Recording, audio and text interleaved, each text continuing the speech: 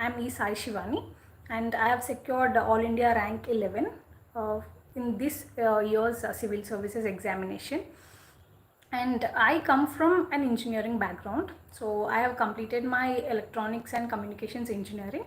So I've graduated in 2022, and since then I started preparing for UPSC exam. So this is my second attempt at UPSC, and I've secured this 11th rank in my second attempt. In the previous first attempt, I could not clear prelims. So this is my personal brief introduction, and I will give the credit of this exam's clearance to my parents and my teachers. And this particular ambition of becoming a civil servant was there in my brain back in my schooling days. So as and when I progressed through college and university, this particular dream became stronger, and I decided to pursue the civil services. So then I'll start by telling about the prelims preparation. The book list and the resources I'll comment down in this video, and the UPSCTIME channel, they'll pin it down so that you can refer through the book list. And as far as prelims preparation is concerned, I'll tell that there are 4 important subjects in general studies which I call the foundational subjects. So they are the polity, history, economy, and environment plus geography. So these 4 are the building blocks for the preparation. Once you are strong with these 4, the portion of your prelims paper, the GS paper especially, becomes very easy for you, because the static understanding of these subjects is very important. And when it comes to the CSAT paper, we know that there are 2 sections, the reading comprehension and the math part. I'll come to the process of preparation and solving those papers in a while. So first, let me discuss what is needed for prelims preparation. So first things first, certain subjects are very important, so much so that you have to revise them thoroughly. So for example, let's take polity as a subject. So many of us are coming from other different educational backgrounds, not just humanities. So we have very little understanding of these subjects initially. But as and when we go through the preparation, we understand these subjects. It is important that we collect important data or important topics from these subjects and revise them time and again. For example, if we take polity, we have the articles, the constitutional articles, and we have the important chapters like parliament, center-state relations, and some things like miscellaneous things like the amendments. We remember a lot of these, but initially what happens is that we feel it a lot, like literally we feel there are a lot of topics or these minute factual information to memorize. So for that, you have to break down the syllabus into different aspects. For example, I used to just note down what are all the important polity articles, constitutional articles. For example, say we know the fundamental rights and directive principles, but what are beyond them? So we have some other articles like 356, the emergency articles, and in between also we have some important articles. So I used to make one A4 size sheet, and on which I used to write all the important articles by myself. I understand that there are already certain maps and this factual data sheets that are available online, but I prefer writing it by our own selves, because in this process we not only just give it a glance, but a few informations and these little factual things, they get seated in our brain.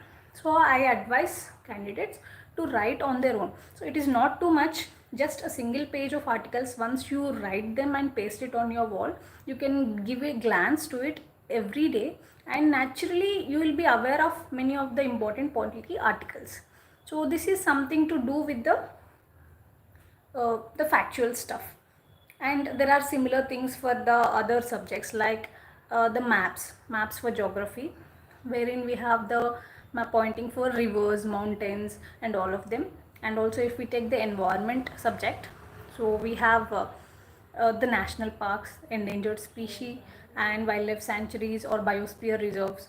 What are all the national parks and protected areas included in one particular biosphere reserve? So all of these important topics, you can just make maps and you can give it a glance each and every day, so that this kind of information gets seated in your brain, and this also will act as an engaging activity for you in the prelims preparation. And other than that, if I talk about the economy, the subject economy, as we know, this subject is very practical.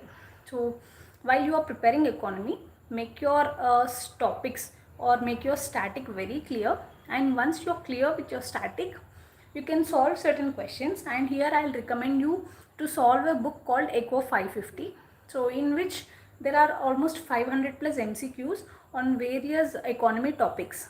So once you are done with your economy syllabus, you can just practice those MCQs, and this will make your conceptual understanding far better.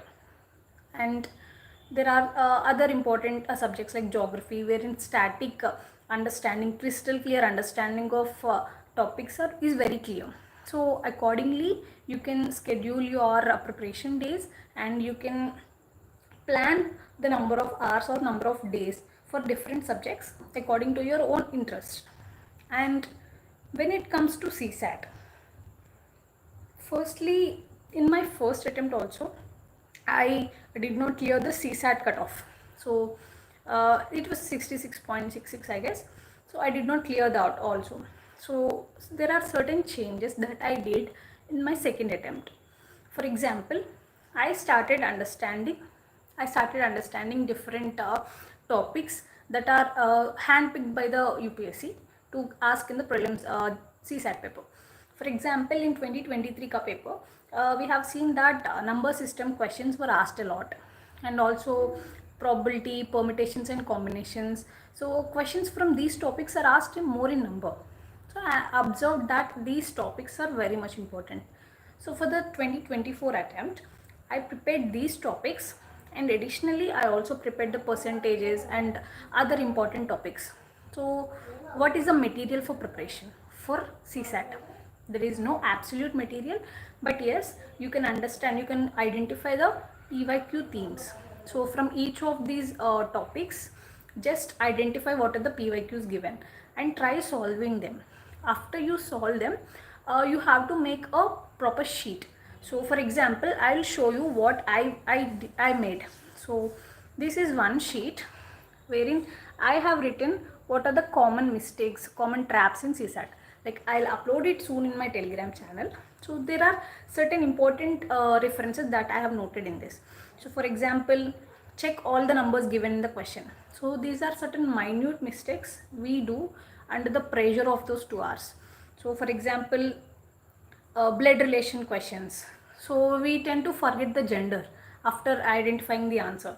So that is something. And for statement type questions and something like the overlook type mistakes. So there are certain traps and mistakes that we do. And similar is the thing for reading comprehension. See, I have also made something similar to this for reading comprehension.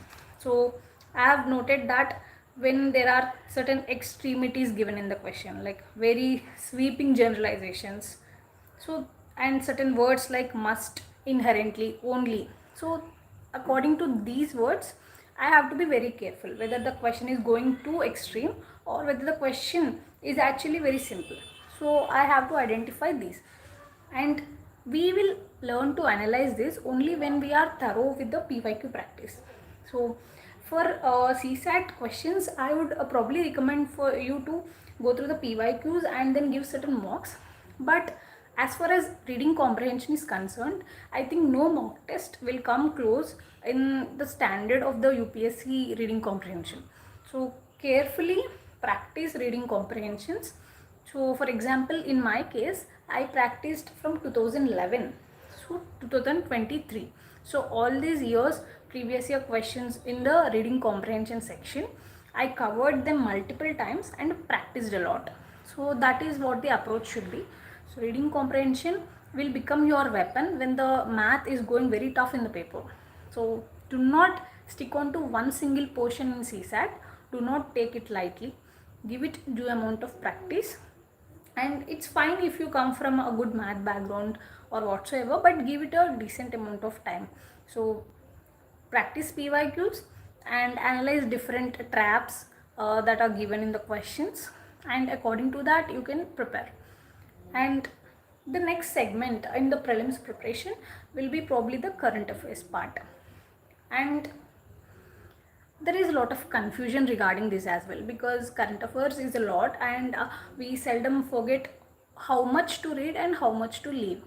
This becomes a very important question, and here I'll advise you something. So first, as we start preparing for the UPSC exam, we all start with the newspapers. So firstly, you have to take one newspaper as a base and read it consistently. So why this newspaper is important is because you read the static concepts in different subjects, and this newspaper reading will make you understand the linkages between static and the current, and that is how the continuity, the flow, and the momentum in your preparation picks up. And you have to use compilations for revisions. This is because you cannot make your own newspaper notes every day, because it kills a lot of time. You have to read the static, complete the optional, practicing test, and whatso. So you have to be very careful here. You just read newspaper on a daily basis for just knowing things and making interconnections between your static and the current. And after a month, you will get different monthly compilations from various institutes.